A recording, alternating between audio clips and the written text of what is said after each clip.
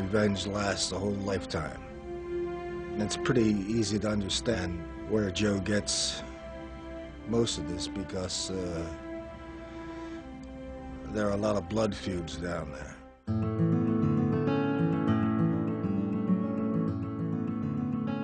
Down there was coastal South Carolina, where Joe Frazier was taught early and well about the differences between black and white. Born in January of 1944, Joe and 10 siblings were raised by sharecropping parents who sweated every nickel and dime to put food on the table. When Joe Frazier was growing up in Beaufort, South Carolina, it was the hunger capital of America, and that's a fact. It had the highest infant mortality in America. There were holes in the roof, and the rain used to pour through, or the sunshine. And the outhouse was about 100 yards away. There are hardly any lights there. The only light was moonlight. By 15, Joe, already known locally as a tough kid, had 2 jobs. One by day, under the eye of the white man, the second under cover of darkness.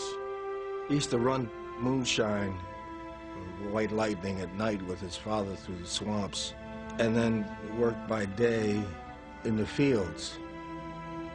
So one day, he interfered with the field boss, who was about to whip up on a black kid, and thereafter he was in danger and made his way up to Brooklyn.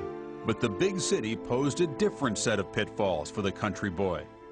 New York was more of like a rough life for me.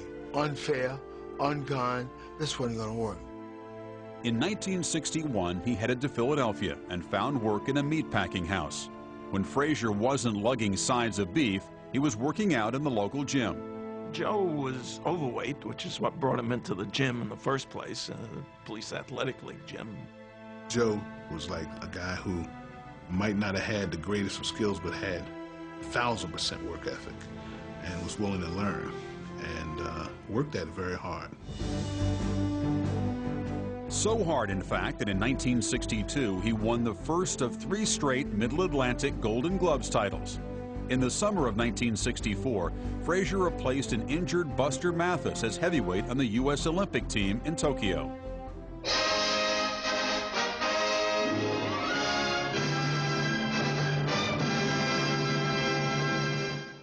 Beating Germany's Hans Huber for the gold medal, Frazier won glory and little else, except a broken left thumb. Joe Frazier came back from the Olympics in Tokyo with his thumb in a cast. He had busted it before the championship fight. Couldn't go back to work in the slaughterhouse at Cross Brothers, pushing the sides of beef around. So here he was, a hero with a gold medal and an empty bank account. He basically didn't have a job. He needed people to come in and basically save him because, you know, he couldn't pay his bills. I came home, hand broke, busted, wasn't gonna have a Christmas for my kids. I was doing sports on WCAU radio, and I thought what a bleak Christmas it would be for the kids. So I started a campaign encouraging the listeners to contribute toys for the kids, and we got a nice response, and the kids had a decent Christmas. In 1964, Frazier received some bad news after an eye examination. A condition known as cataracts was clouding the lens of his left eye, seriously impairing his vision. So what I said to the doctors was, it get any better? They said it ain't gonna get no better, that's for sure. So it was really up to me. Whether he shared this with anybody else, I don't know. I suspect he did not.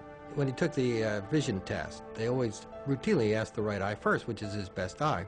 So he would take his right hand and cover his left eye and read the chart with his right eye. Then they would ask him to read it with his left eye. So he would take his left hand but cover his left eye and again read it with his right eye. But by using the 2 different hands, they thought he was using different eyes, and that's how he fooled them. His whole style was sort of built around this. He had to move his opponent always to his own right to get off that left hook, and actually try to avoid getting hit on that left side. It's an extraordinary feat.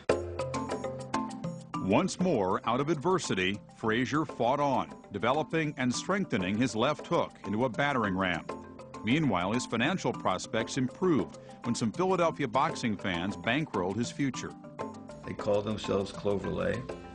They put out 80 shares at $250 a share, $20,000, so that he could devote all of his time to prize fighting. I think Joe liked the idea of being able to have a steady job. The people were really reputable, so I think that would sway Joe to come along with Clover. In from the financial cold, Frazier generated nothing but heat in the gym. But to reach the next level, he needed someone to direct and promote his career. That person was brash, self-styled Philly trainer Yank Durham, who took Frazier's life apart piece by piece. He was loud. He was sometimes obscene. He just had his own way about getting Joe to listen in the gym. Yank was gruff on the exterior, but he was very gentle and very paternalistic, and also a brilliant mind as a boxer. He was his guru. You know, he was the guy that taught him the rudiments of boxing. And from those rudiments, Frazier began to build himself into a title contender.